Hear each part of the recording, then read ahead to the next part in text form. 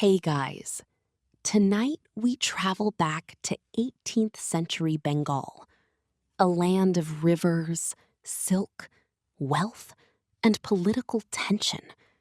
A place where merchants arrived to trade and slowly decided ruling might be even more profitable. This is the story of the Battle of Plassey, a battle fought in a mango grove in 1757. It lasted only hours, but its consequences lasted centuries. So dim the lights, relax, and let the sounds of history carry you into one of the most important turning points ever seen in India. Hey guys, tonight we begin with one of those historical events that sounds small on paper, almost tidy. A battle in a field, a few hours of fighting, some cannons, some confused men in fancy clothes, and then everyone goes home. Except, not really. Because the Battle of Plassey was one of those deceptively compact moments that changed the future of millions of people. It helped transform a trading company into a political power, shifted the fate of Bengal, and quietly opened the door to a new imperial era in India. So dim the lights, get comfortable, maybe fluff the pillow dramatically, and let us drift into 18th century Bengal, where money was abundant, politics were slippery, and trust was in very short supply. To understand Plassey, we need to begin with Bengal itself. Now, Bengal in the mid-1700s was not some neglected corner of the world waiting to be discovered by Europeans with notebooks and self-importance. Quite the opposite. It was rich, very rich. Its fertile lands produced rice, sugar, silk, saltpeter, textiles, and endless commercial opportunity. Its artisans were admired, its ports were active, its rivers moved goods like natural highways. Many visitors looked at Bengal and saw wealth. Some admired it, some wanted to tax it, some wanted to own it. A classic human progression. At this time, the wider Mughal Empire was weakening. The Mughal emperors still existed, still had titles, still inspired formal respect, but central power was fading. Regional rulers gained more autonomy. One of the most powerful of these regional states was Bengal. Its ruler carried the title of Nawab, and in the years before Plassey, he was experienced, capable, and busy defending Bengal from invasions and internal pressures. When he died in 1756, he was succeeded by his grandson, Siraj-ud-Daulah. Young, energetic, suspicious. Not entirely wrong to be suspicious, as it turns out. Siraj-ud-Daulah has often been portrayed in older British accounts as unstable, impulsive, spoiled, dramatic, and generally inconvenient.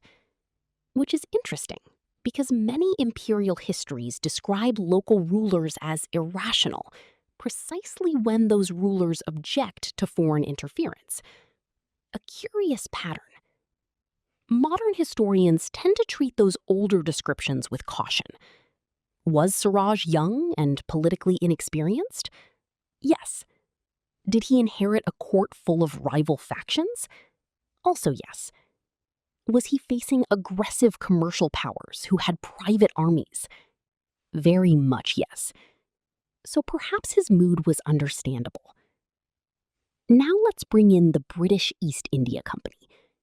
This was, officially, a trading company, a business, a merchant enterprise, the sort of thing that should be selling cloth and complaining about invoices.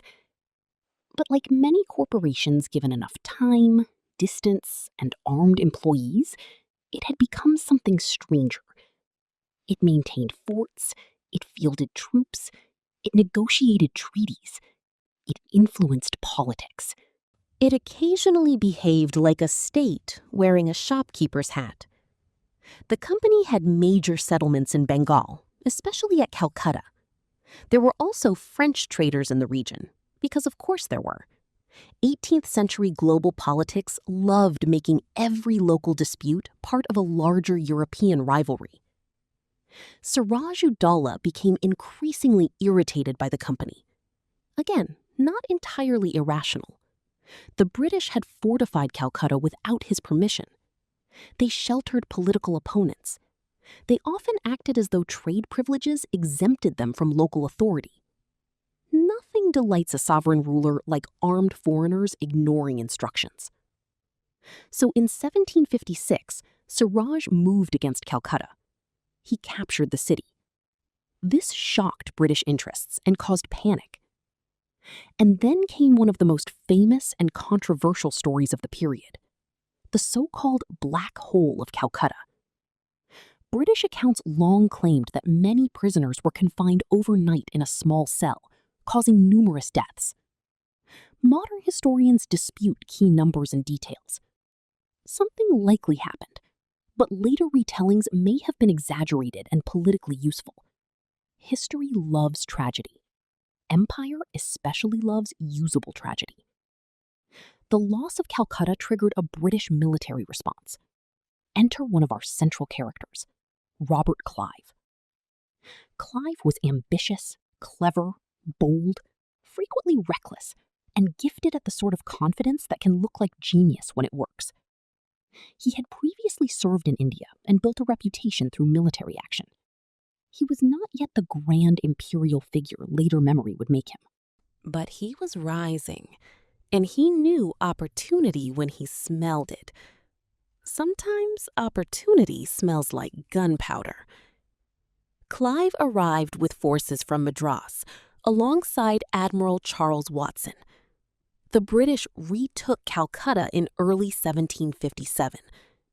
Negotiations followed, treaties were signed, promises were made. Everyone distrusted everyone else. Normal procedure. At the same time, Europe was entering the 7 Years' War, often called one of the first truly global wars. Britain and France were enemies. So Bengal was now tied not only to local politics, but to worldwide imperial rivalry. If you were a Bengali ruler in this period, you were not merely handling neighbors. You were managing the side effects of European arguments carried overseas. Exhausting. Now comes the deliciously complicated part. Siraj-ud-Daulah faced enemies within his own court.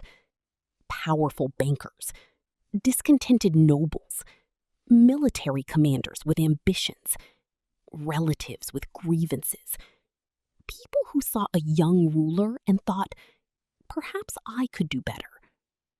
One key figure was Mir Jafar. He had military standing and political aspirations, which is a dangerous combination when patience is limited. Another influential group included the Jagat Seth banking family, enormously wealthy financiers whose support mattered greatly. Money and politics, once again, inseparable companions. Clive and company officials began secret negotiations with Siraj's rivals. If they helped remove the Nawab, they would be rewarded. Mir Jafar was promised the throne. Others expected wealth, security, influence, or revenge. There were documents. There were hidden meetings. There were double promises. There was at least one forged agreement involving the merchant Omichand, who tried to leverage the conspiracy for payment, and discovered too late that Clive did not appreciate extortion when others did it. A crowded moral landscape. So before a single cannon fired at Plassey, much of the real battle was already happening through letters, bribes, and whispered commitments. Military force often receives the paintings. Conspiracy deserves more of them. Siraj, meanwhile, knew danger surrounded him. But knowing betrayal may exist and knowing exactly who will betray you are very different things. He gathered a large army. The British force was much smaller. On paper, this should have been reassuring.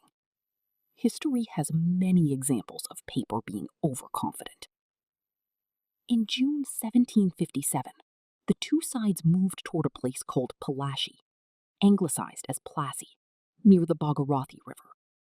It was known for mango groves, which gives the whole event an oddly peaceful botanical backdrop. Mango trees, summer heat, birdsong perhaps, and men preparing to rearrange the future. Clive's force numbered only a few thousand, including European troops and Indian sepoys. Siraj's army was vastly larger, with cavalry, infantry, artillery, and substantial numbers. Some estimates vary, as estimates always do when historians begin sharpening pencils. But the imbalance was clear. If numbers alone decided history, Plassey would be a footnote about a failed British gamble. Numbers alone rarely get the final vote. And there we shall pause for now. The armies are in position. The conspirators are nervous.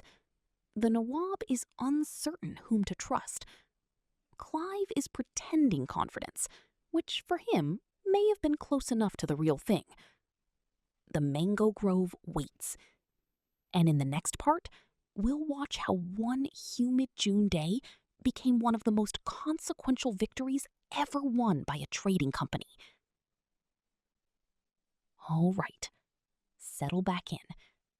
The armies now face one another near Battle of Plassey on June 23rd, 1757. The setting is not some grand mountain pass or towering fortress. It is a plain near the village of Plassey, with mango groves, open ground, humid air, and the heavy feeling that often comes before monsoon rain. A strangely calm place for a political earthquake. Siraj-ud-Daulah had brought a huge force. Infantry, cavalry, war elephants in some accounts, artillery units, camp followers, officials, messengers, and many commanders whose loyalty was, shall we say, flexible. Among them stood Mir Jafar, already tied to secret promises with the British, which is awkward in the middle of a battlefield. Opposing them was Robert Clive and the British East India Company force, small by comparison, a few thousand troops, European infantry, Indian sepoys, field artillery, discipline, and perhaps most importantly, a plan built on division rather than direct strength. When you are outnumbered, treachery becomes an efficient resource. Clive himself had reportedly been uncertain before the battle. There had been councils of war, arguments over whether to attack or wait. At one point, he withdrew alone to think, which sounds noble and philosophical. It may also have looked like a man trying not to make a catastrophic mistake. Reasonable. The British took shelter within the mango grove area, where earthen banks and tree cover offered some protection. Siraj's army spread across the field in far grander formation. From a distance, it must have looked overwhelming. Flags, drums, lines of men, cavalry moving in the sun, cannons positioned dramatically. The sort of army that impresses spectators, less certain to impress reality. The battle began with artillery exchanges. Now, 18th century cannon fire was loud, smoky, inaccurate by modern standards, and psychologically exhausting. Hours could pass with thunderous noise and limited decisive effect. Men waited, sweated, flinched, pretended calm, and wondered whether they would be remembered, paid, or abandoned. sometimes all three. One of Siraj's most capable, loyal commanders was Mir Madan. Unlike certain others nearby, he appears to have intended to actually fight. Always refreshing. He pressed attacks and tried to force action against the British positions. This mattered because if Bengal's army had fully committed with coordinated aggression, Clive's smaller force might have faced disaster.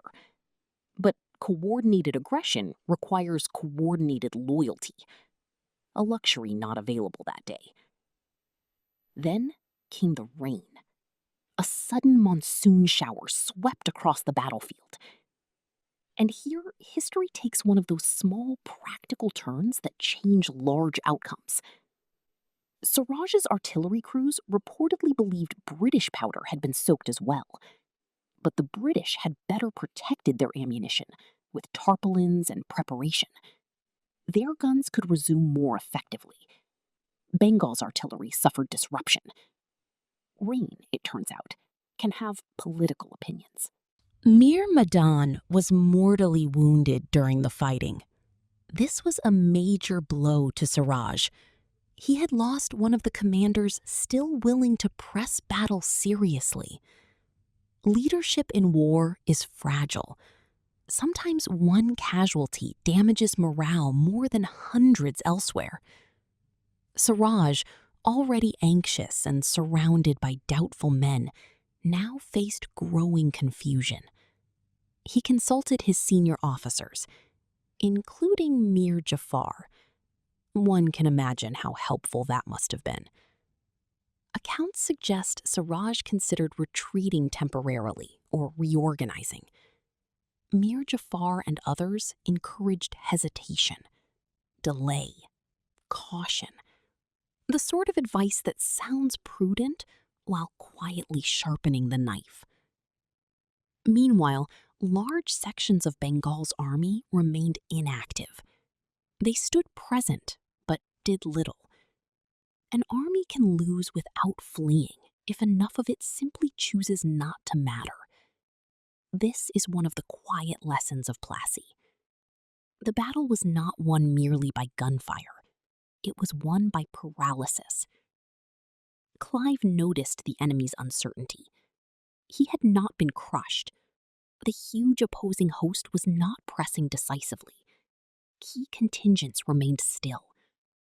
This is the sort of moment commanders dream of, and historians underline later. So the British advanced more boldly. Their artillery targeted exposed positions. Their troops moved against sections beginning to withdraw. Momentum shifted. Siraj's camp became unstable. Messages crossed. Rumors spread. Who was loyal? Who had changed sides? Was retreat tactical or total? Had Mir Jafar committed yet? No one enjoys battlefield gossip when lives depend on clarity. As pressure increased, Siraj lost nerve. Again, older accounts often mock him harshly here. But imagine being a young ruler in battle after losing trusted officers, while suspecting betrayal among your commanders and watching a smaller enemy grow bolder. Many calm biographies would become less calm. He eventually fled the field toward Murshidabad, the capital. Once the ruler departed, cohesion collapsed further. The actual casualty numbers at Plassey were relatively low compared with later industrial warfare. That is another striking feature. This was not a gigantic slaughter. It was a compact political military coup conducted under battlefield conditions. Its consequences far exceeded the physical scale of the fighting. A short battle, a long shadow. The British victory was now clear. Mir Jafar, who had waited with exquisite caution, was ready to claim reward. How convenient. Clive had gambled that conspiracy would compensate for numerical weakness. It had. One of the most consequential corporate risk calculations in history. Siraj Daulah fled, but was soon captured. He was later killed on the orders of forces aligned with Mir Jafar. And so the young Nawab who tried to assert authority over foreign traders was removed by a coalition of internal rivals and those same traders. History can be blunt. In London, many would celebrate Plassey as a brilliant military triumph. And yes, discipline, leadership, and tactical steadiness mattered. But to call it merely a battlefield masterpiece misses the point. Plassey was won in counting houses, private rooms, and secret correspondence before it was confirmed in open field. Cannons made noise. Money made history. Mir Jafar was installed as Nawab. The British East India Company received immense payments, privileges, and influence. Company officials gained fortunes. Clive personally became enormously wealthy. A useful reminder that empire often begins as invoices with muskets attached. And Bengal? Bengal had not yet been fully conquered, but something fundamental had changed. A commercial corporation had demonstrated that it could choose rulers, direct succession, and intervene decisively in state politics. Trade had stepped onto the throne room carpet wearing boots. And in the next part, we'll follow the aftermath. How Plassey turned from one suspicious day in a mango grove into the foundation of British power in India, and why even some British observers later found the profits embarrassingly large. All right, settle in once more. The guns at Battle of Plassey had gone quiet. The smoke drifted away. The mango grove returned to being a mango grove. But politically, everything was just getting started. Because now came the delicate matter of governing Bengal, after removing its ruler and replacing him with a man whose main qualification was being useful. A classic transitional problem. Mir Jafar was installed as the new Nawab. This was the prize promised in secret negotiations. He had stood aside at the crucial moment, and now the throne arrived more or less by appointment. A powerful lesson in 18th century politics. Sometimes the shortest path to victory is waiting nearby while others take risks. But Mir Jafar quickly discovered an uncomfortable truth. Being made ruler by the British East India Company did not mean he ruled freely. It meant he owed enormous debts. Payments promised before the battle now had to be delivered. And they were not modest. Money was due to the company. Money was due to British officers. Money was due to merchants. Money was due to anyone who had helped, hinted, smiled, or remained strategically available. The invoice for betrayal had arrived. Large sums were extracted from Bengal's treasury. Company servants, many still technically employees of a trading corporation, suddenly became astonishingly rich.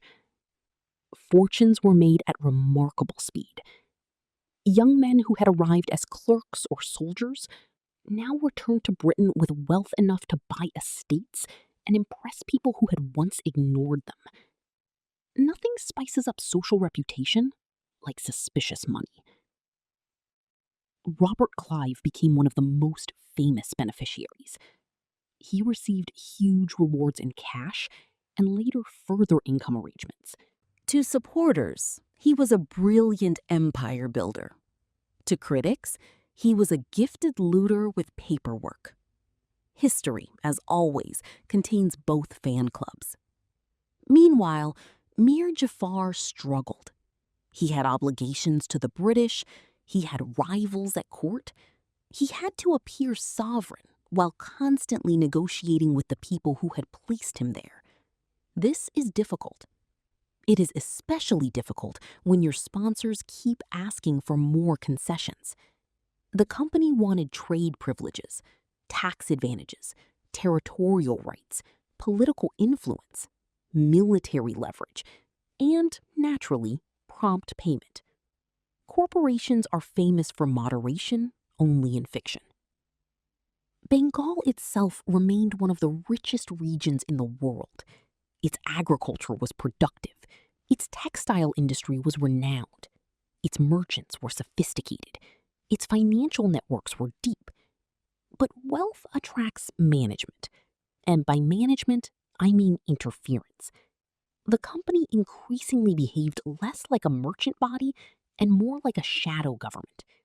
Its officials negotiated directly with nobles.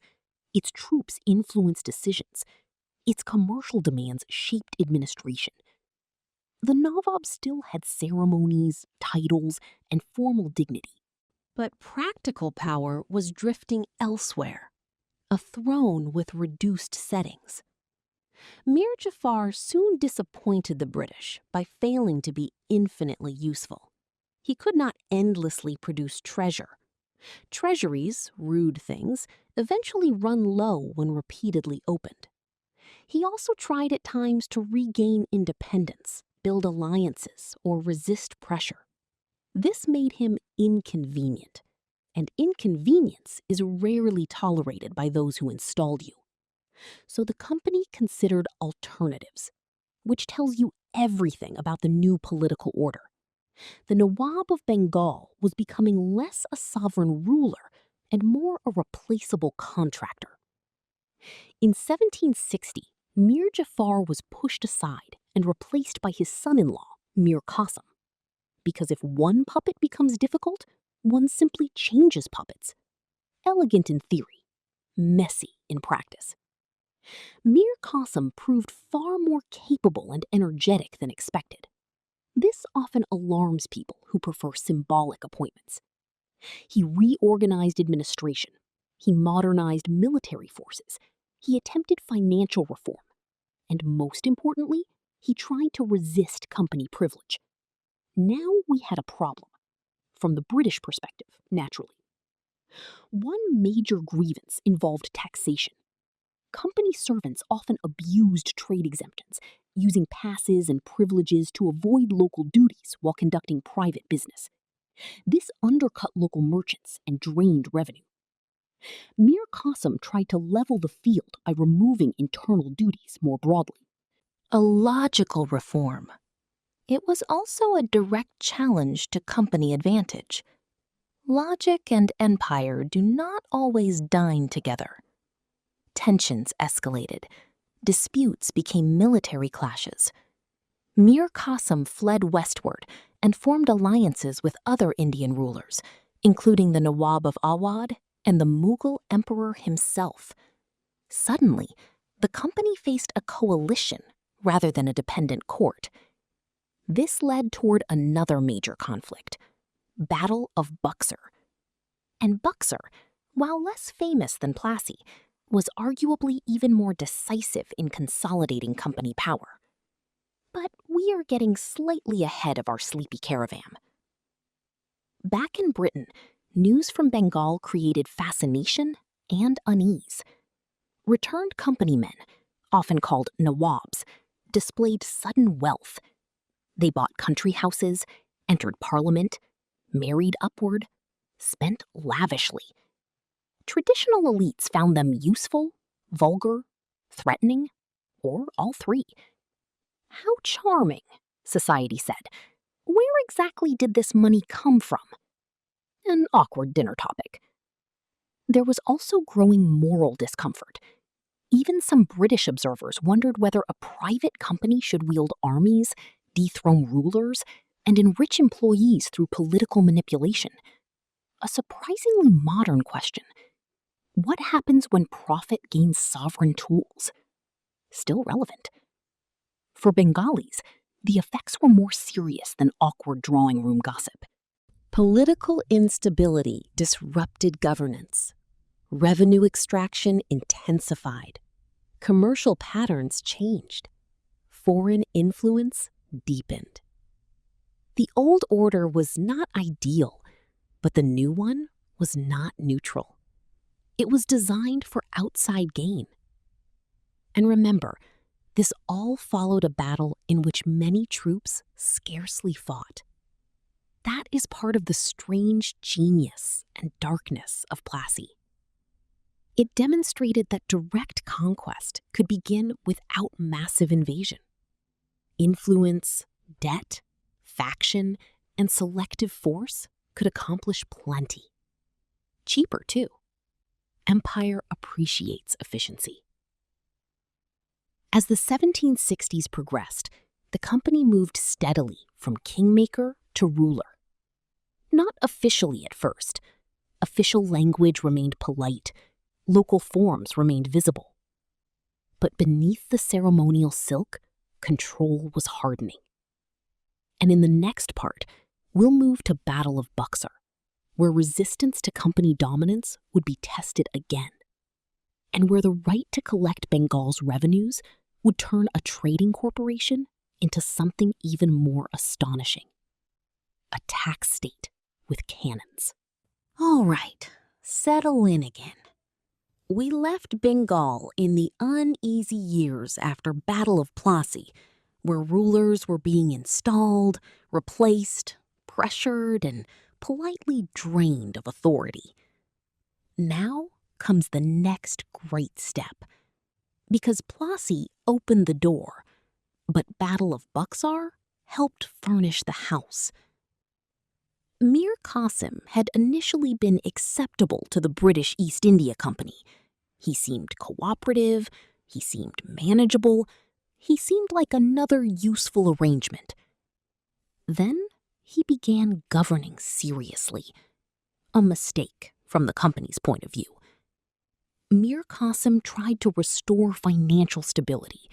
He moved his capital to Munger, he reorganized administration, he trained troops in more modern methods, he attempted to free himself from dependence, and he challenged company commercial privilege. That last part was where everyone suddenly became very concerned. The company's servants enjoyed duty-free trade rights in many cases. These privileges were frequently abused. Private trade flourished. Local merchants suffered disadvantages. Revenue systems weakened. Mir Qasim responded by removing internal duties more broadly, trying to create equal conditions. Reasonable, also unacceptable to people profiting from inequality. Disputes escalated into armed conflict. Company forces clashed with Mir Qasim's troops. Relations collapsed completely. Mir Qasim fled and sought allies, and now the anti-company coalition grew impressive. He joined with Shuja-ud-Daulah, ruler of a powerful neighboring state, and Shah Alam II, the emperor whose symbolic authority still mattered greatly. So now, against the company stood a regional alliance with military resources and imperial legitimacy. Not ideal for the merchants with muskets. The confrontation came in 1764 near the town of Buxar. Compared with Plassey, this battle involved more direct and serious fighting, less whispering and tense, more actual warfare. The company army, led by Hector Munro, faced a numerically larger coalition force. A familiar setup. The company was getting comfortable being outnumbered. The coalition had manpower. The company had discipline, organization, artillery efficiency, and experience. Those factors mattered immensely in 18th century warfare. Numbers can impress. Training can decide. At Battle of Buxar, the coalition was defeated. This was no symbolic skirmish. It was a major military confirmation that the company could beat significant Indian powers in open battle. Plassey had looked like intrigue with cannons. Buxar looked unmistakably like conquest in progress. The defeat weakened Mir Qasim permanently. He faded from the political center. Shuja-ud-Daulah was forced to negotiate. Shah Alam II, the Mughal emperor, now found himself dealing with a private company from a position of weakness, which must have felt surreal. Imagine inheriting the prestige of the Mughal throne, only to negotiate revenue rights with accountants carrying bayonets. History can be impolite. The crucial result came in 1765 with the Treaty of Allahabad. There, the emperor granted the company the Diwani rights of Bengal, Bihar, and Orissa. That meant the right to collect revenue, taxes, land income, state money. This was enormous because armies cost money, administration costs money, influence costs money. And now, the company could finance power locally through taxation rather than relying only on shipments from Britain. The machine could feed itself. This moment is one of the most important in the history of British rule in India. A trading company was no longer merely influencing governments. It had become a revenue-collecting sovereign power in all but name. Still technically a business, which makes it somehow stranger. The company now practiced what became known as dual government in Bengal for a time. Formal authority remained with local institutions. Real financial control sat elsewhere. Responsibility and power were conveniently separated. If things went well, the company benefited. If things went badly, blame could wander. A remarkably modern administrative trick. And things did go badly. Revenue demands could be harsh. Local governance weakened. Officials often prioritized extraction over welfare. Corruption spread through multiple layers. The company was learning to rule while simultaneously monetizing the lesson. Not an ideal apprenticeship. Back in Britain, shareholders enjoyed rising expectations. Parliament watched with fascination. Company stock mattered. Indian revenue mattered. Political influence mattered. Suddenly, Bengal was not a distant trading zone. It was central to imperial wealth and domestic politics. Faraway provinces have a way of becoming near when they generate dividends. The company's servants also continued private enrichment. Some returned home fantastically wealthy. Critics accused them of greed and abuse. Supporters praised enterprise and national glory. Both sides often spoke loudly. Neither side was poor. Meanwhile, in Bengal, ordinary cultivators, artisans, and townspeople had little reason to celebrate constitutional innovations in revenue management. For them, changes often meant uncertainty, pressure, and decisions made by distant interests. Empire tends to describe itself elegantly. Subjects often experience it differently. Still, the transformation was undeniable. After Buxar and the Diwani grant, the British East India Company became the dominant power in eastern India. Not yet ruler of the whole subcontinent, but no longer merely a guest. And all of this traces back to that humid day at Plassey. The battle did not instantly create empire. It created leverage. Buxar then converted leverage into structure, taxes into armies, armies into territory, territory into rule. A tidy chain, if morally untidy. In the next part, we'll move into the darker consequences: famine, scandal, parliamentary outrage, and the question Britain eventually had to face. What exactly had this company become? All right, settle in once more. We now enter the phase of the story where conquest becomes administration, administration becomes extraction, and extraction becomes catastrophe.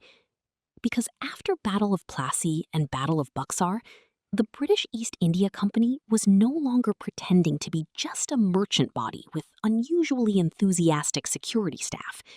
It had become a ruling power, and ruling, unfortunately, requires competence.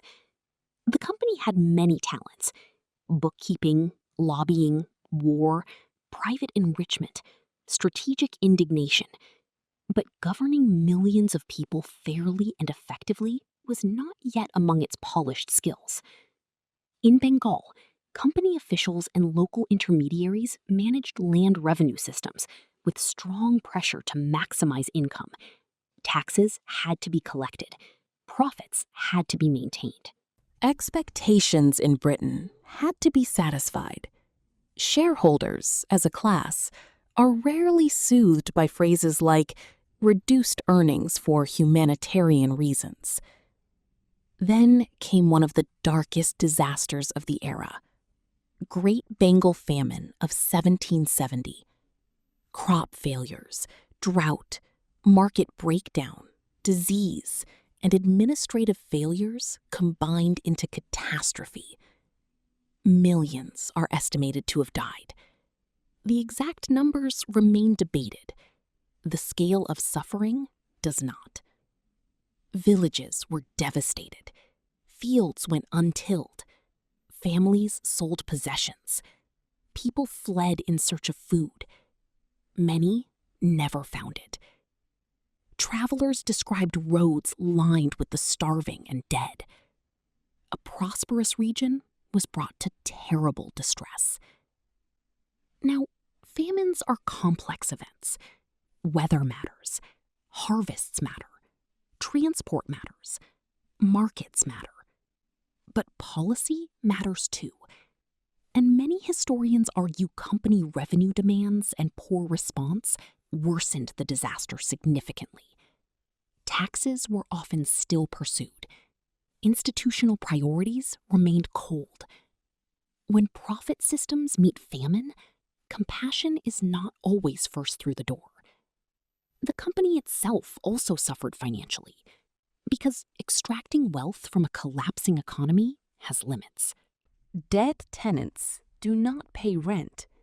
Ruined agriculture does not generate steady revenue. Even greed eventually collides with arithmetic. Back in Britain, alarm grew. The company, despite controlling rich territories, faced financial crisis and needed support. This annoyed many people. How had a corporation gained vast lands, made men rich, and still managed to need rescuing? A timeless question. The answer, in part, was corruption, mismanagement, military costs, speculation, and structural confusion. The company was both public and private, commercial and political, a business with armies, a government with shareholders. It was an institutional chimera, and chimeras are expensive. Parliament began to intervene more seriously, because when private power becomes too large, governments suddenly rediscover principles. In 1773 came the Regulating Act of 1773. This attempted to place the company under greater state supervision. A governor-general was established in Bengal. More centralized control was introduced. Some limits were placed on officials. The message was clear. You may keep empire, but please try to appear organized. One of the first governor-generals was Warren Hastings. Able, controversial, energetic, and constantly entangled in disputes. He tried to stabilize governance and revenue while navigating politics, war, and London criticism. A difficult job, especially when the institution itself was built from contradictions. Meanwhile, another giant figure from earlier events returned to public attention: Robert Clive. Once hailed as the hero of Plassey, Clive later faced accusations over corruption and profiteering. Parliament investigated aspects of company conduct. His wealth drew scrutiny. His methods drew criticism. His defenders called him a savior of British interests. His critics saw plunder dressed as patriotism. Again, both camps arrived promptly. Clive defended himself forcefully. He famously suggested he had shown restraint when he could have taken even more. A bold line of defense. Imagine standing accused of greed and replying essentially, "You should see how moderate I was." Confidence remained one of his strongest resources. Though not formally ruined by Parliament, Clive's later years were troubled. Health issues, political attacks, psychological strain. He died in 1774. His legacy remained enormous and deeply contested. Hero to some, architect of exploitation to others. History sometimes stores both labels in the same drawer. As British debate intensified, moral questions sharpened. Could a private company legitimately rule territories acquired through war and manipulation? What obligations did Britain owe people under company control? Was wealth from India enriching the nation or corrupting it? These were not abstract issues. They touched law, finance, politics, and conscience. Thinkers like Edmund Burke later became fierce critics of company abuses. He saw unchecked imperial power as dangerous not only to Indians, but to British liberty itself. A sharp observation. Systems built on domination abroad can warp institutions at home. Meanwhile, in Bengal, people continued living with the practical reality of imperial transformation. Peasants farmed. Merchants adapted. Artisans faced shifting markets. Officials navigated new hierarchies. Life continued, but under altered power. That is how large changes often feel locally. Not trumpet blasts, just new pressures in daily routines. So by the late 18th century, Plassey's legacy had evolved. It was no longer merely a battlefield victory. It had become a chain reaction. Battle, political control, revenue rights, extraction, famine, scandal, state intervention. Quite a productive afternoon in the mango grove, if one measures consequences. And in the next part, we'll explore the long shadow of Plassey, how Bengal changed, how British rule expanded across India, and why many later Indians remembered Plassey not as a clever victory, but as the opening wound of colonial domination. All right, settle in for our final drift through the mango grove. We began with a battlefield in 1757, a humid day, hidden agreements, a hesitant army, a young Nawab abandoned, and a trading company discovering that politics could be even more profitable than textiles. Now we look at what followed across decades, because some battles end when the guns stop. Battle of Plassey did not. After Plassey, and later Battle of Buxar, the British East India Company expanded steadily. Its armies fought new wars. Its diplomats signed new treaties.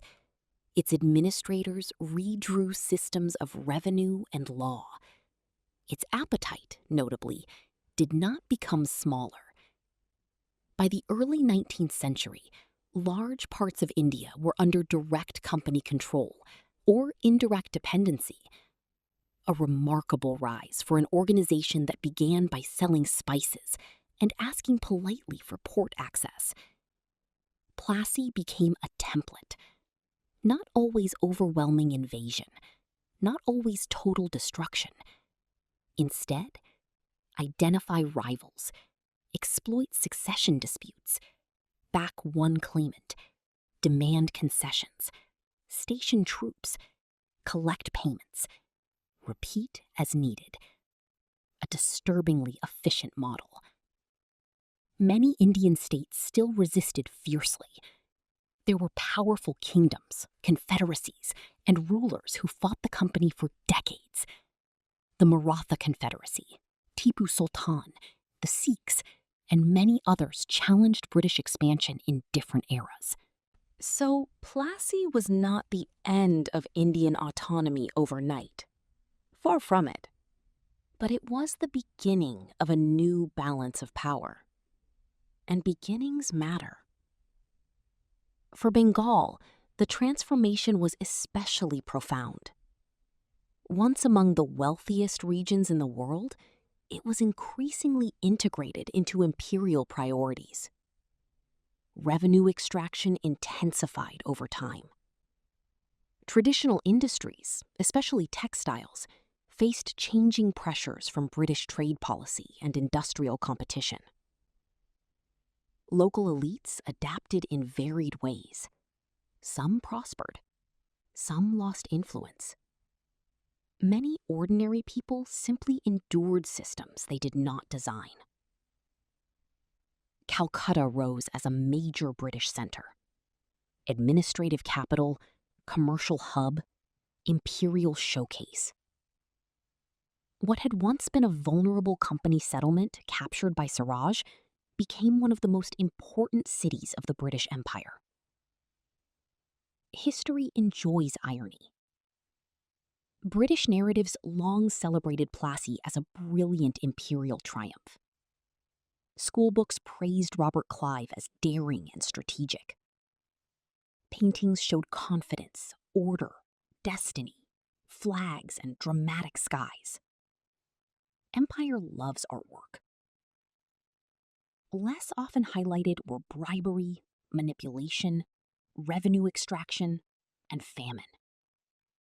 Those details tend to clutter heroic portraits. In many Indian memories, however, Plassey became something darker. A symbol of betrayal. A warning about internal division. A moment when foreign domination succeeded because local factions chose short-term advantage over collective security. This theme became especially powerful in later nationalist writing. Daulah, once dismissed in hostile colonial accounts, was reinterpreted by many later writers as a tragic figure. Young, flawed, outmaneuvered, but resisting foreign encroachment.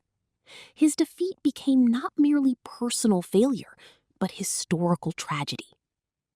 Mir Jafar, meanwhile, entered popular memory as the archetype of the traitor. His name in South Asian political language often became shorthand for betrayal. That is quite a legacy. Not many people become vocabulary. And what of Clive? Still debated. Some historians emphasize military skill, nerve, and the geopolitical context of the age. Others stress opportunism, corruption, and the violent economics of empire. He was effective. He was consequential. He was controversial. Sometimes those travel together. The company itself eventually became too powerful, too political, and too unstable to remain as it was. After the Great Uprising, or Indian Rebellion of 1857, British rule passed formally from the company to the crown in 1858. So the corporate empire ended. The imperial empire continued. Different stationery, same subcontinent under foreign rule. Plassey also offers a timeless lesson about institutions. Power rarely arrives announcing itself dramatically. Sometimes it enters as trade privilege, sometimes as military assistance, sometimes as debt, sometimes as helpfully managing a dispute, and then one day it is collecting taxes. Another lesson is about division. Siraj did not lose only because the British were clever. He lost because his own coalition fractured, because rivals chose personal advancement over shared sovereignty, because trust had already collapsed before battle began. Many societies have learned this lesson the expensive way. And yet, history is never only defeat. The centuries after Plassey also saw reform movements, cultural renaissances, new political thought, resistance, journalism, education movements, and eventually anti-colonial nationalism. Bengal in particular became central to intellectual and political change. The story did not end in 1757. It merely turned. So what really happened at Plassey? Not simply a battle, not simply a victory, not simply treason. It was the meeting point of global trade, local rivalry, imperial ambition, and institutional greed. A compact event with continental consequences. A few hours in a mango grove that echoed for 200 years. And perhaps that is why people still remember it.